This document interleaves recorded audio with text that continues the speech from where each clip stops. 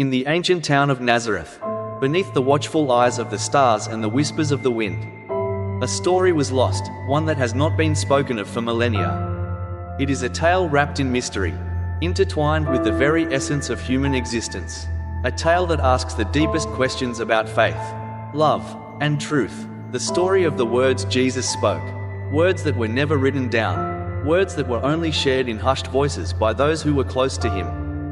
For centuries, we have known the teachings of Christ as they were recorded in the Gospels, the Sermon on the Mount, the miracles, the resurrection, but there are whispers, faint echoes of a different message. A message hidden in the spaces between the lines, in the silence between the miracles.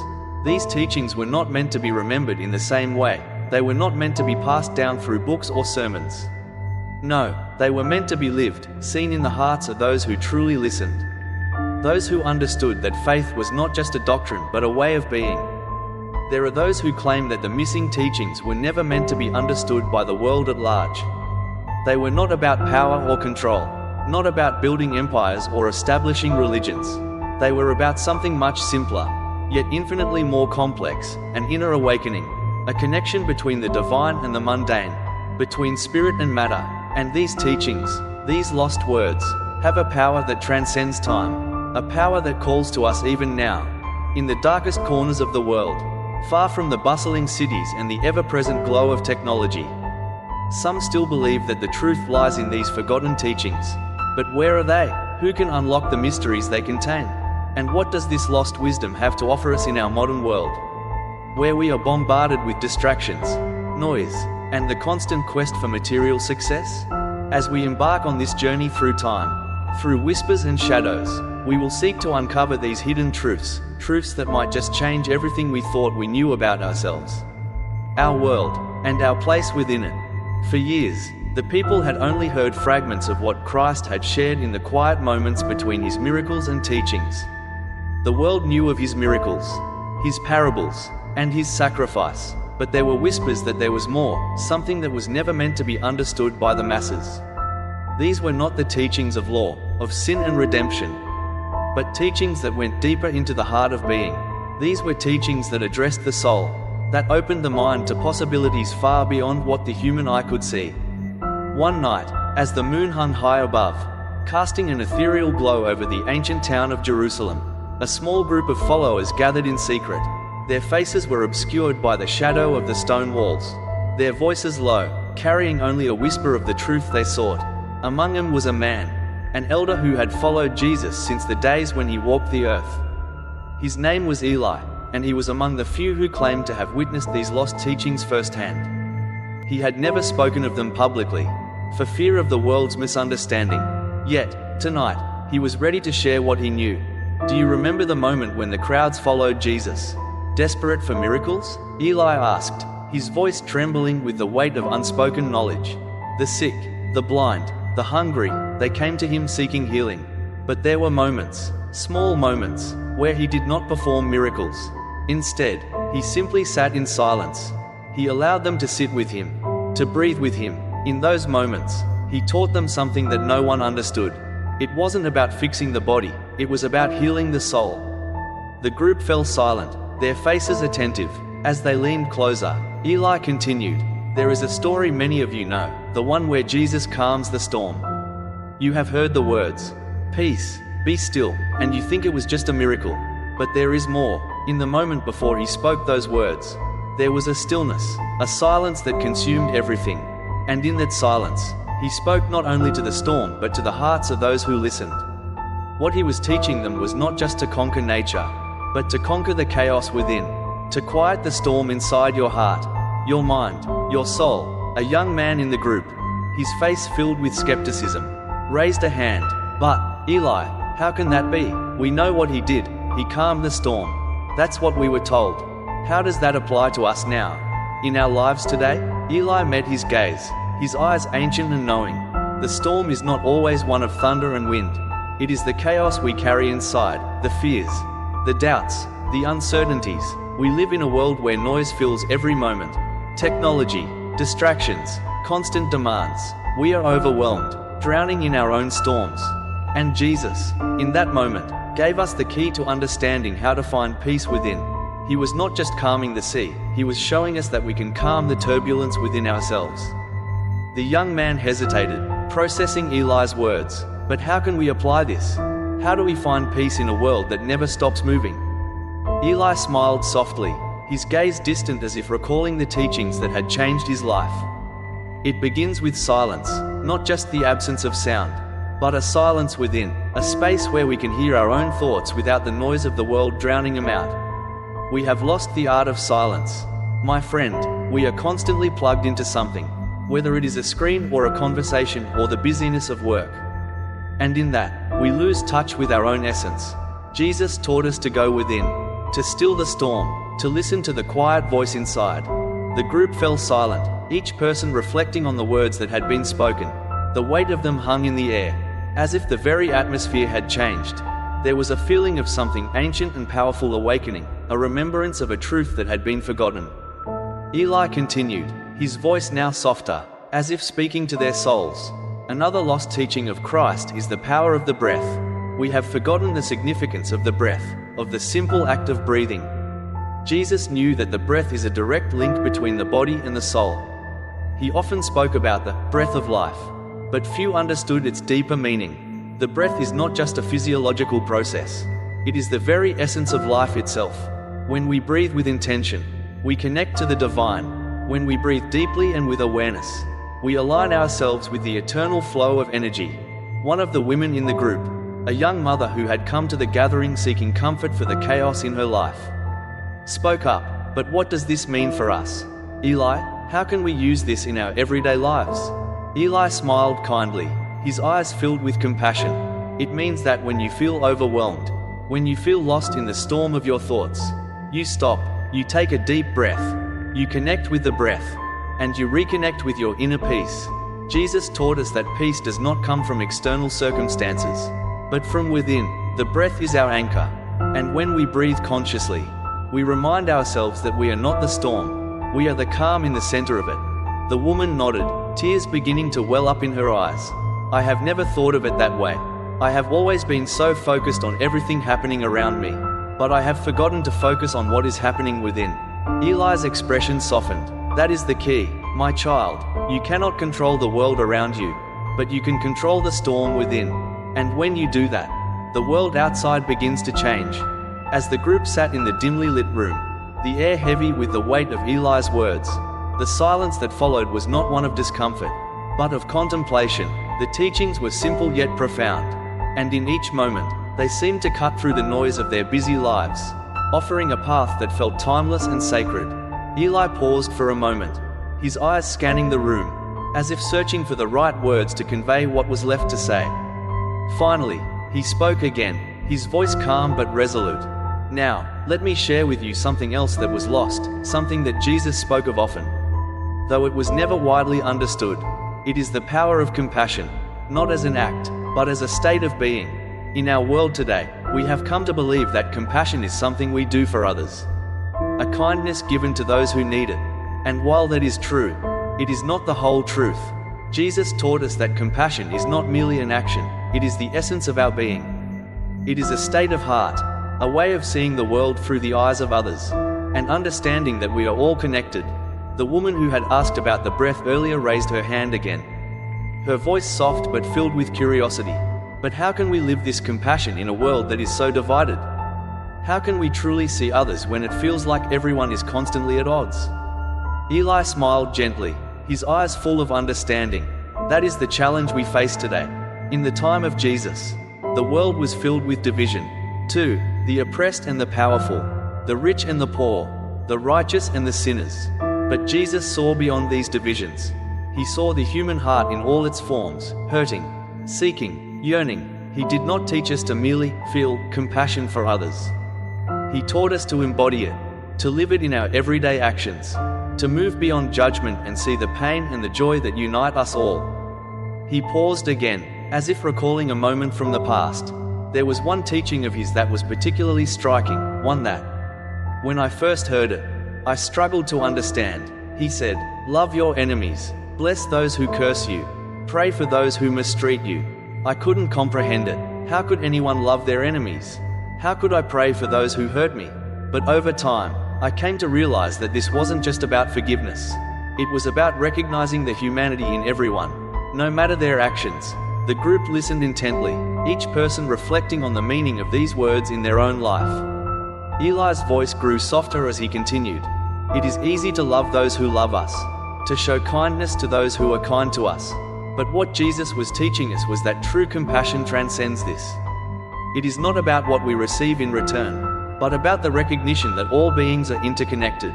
When we see another person, especially someone we view as an enemy, we must look beyond their actions, beyond their words, and into their heart. What is driving their pain? What causes their anger? What suffering are they hiding? In this way, we begin to heal not just our own hearts but theirs as well. A young man, a businessman who had spent much of his life pursuing success and power, spoke up. His voice was hesitant, but there was a deep longing in his words.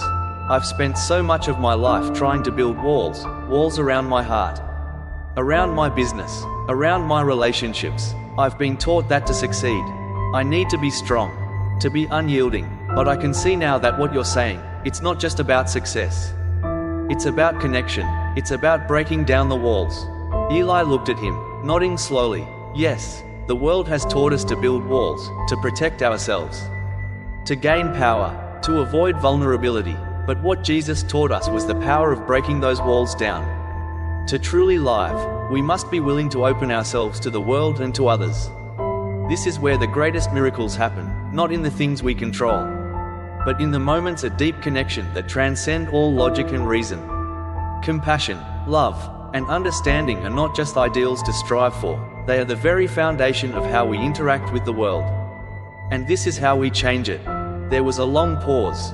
The words seemed to hang in the air, filling the room with a quiet intensity.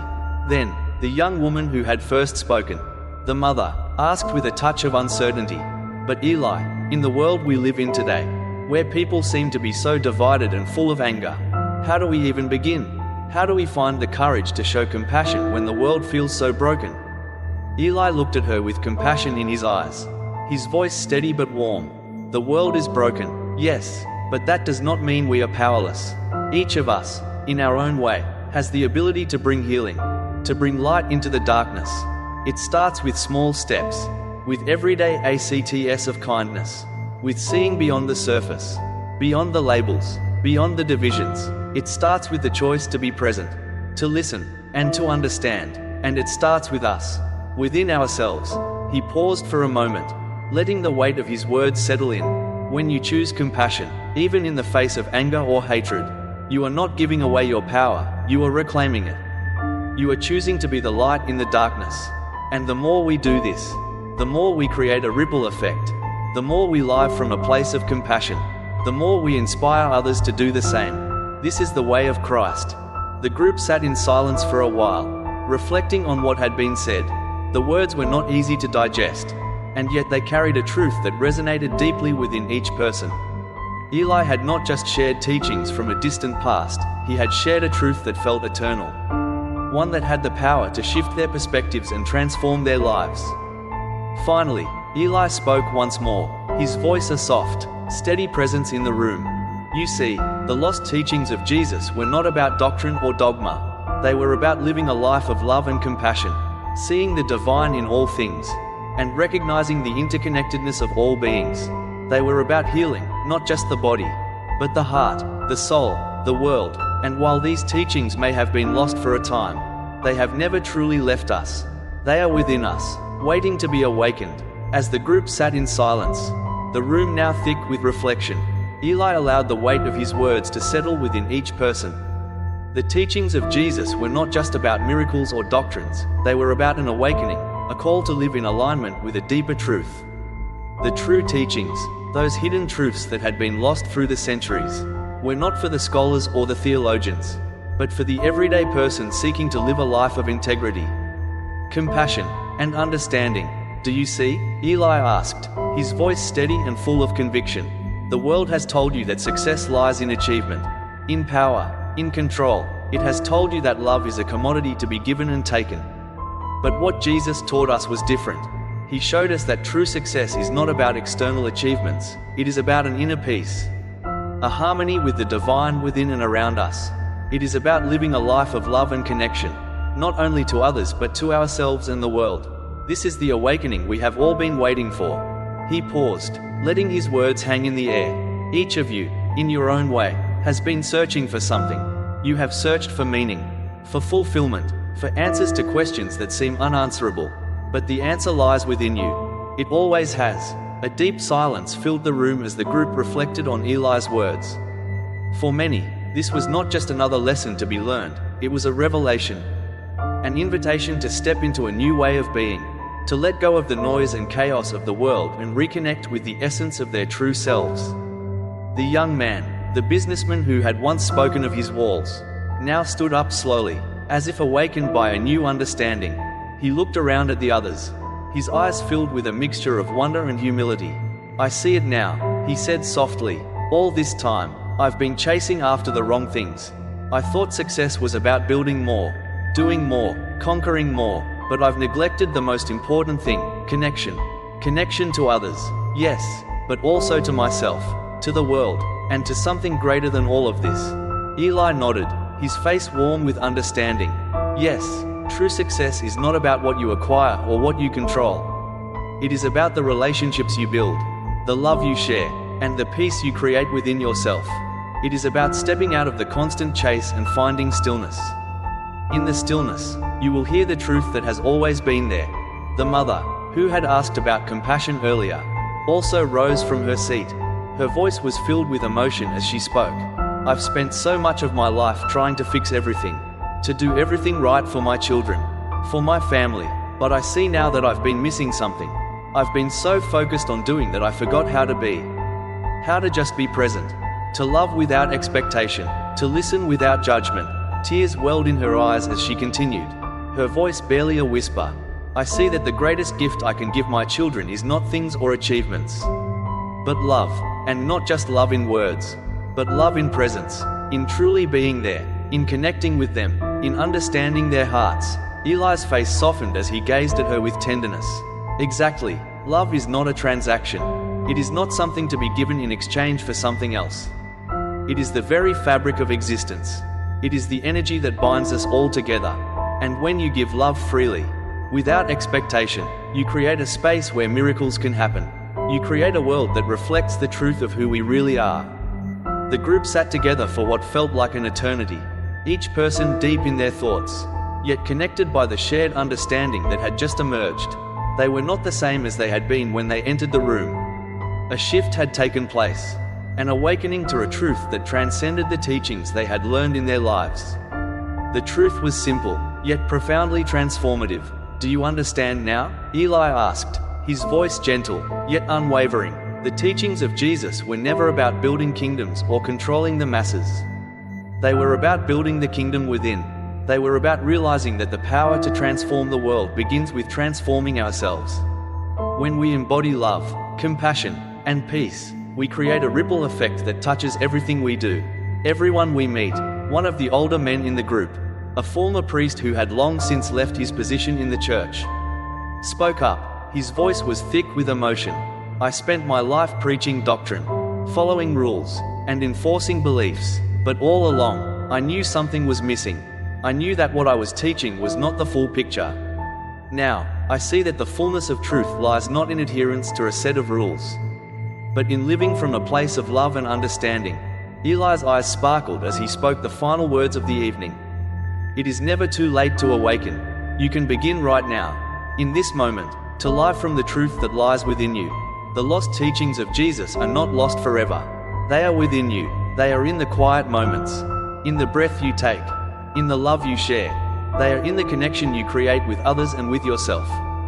And when you live from this place, you will transform not just your own life, but the world." As the night came to a close, the group slowly dispersed, each person carrying with them the seed of a new understanding. The teachings that had been shared were not just ancient wisdom, they were the wisdom of the present, of the now. And as they stepped out into the world, they carried with them the possibility of living a life not dictated by external pressures, but by an inner truth that could not be denied. And in that truth, they would find peace, they would find connection, they would find the kingdom, not in some distant future, but in the very here and now.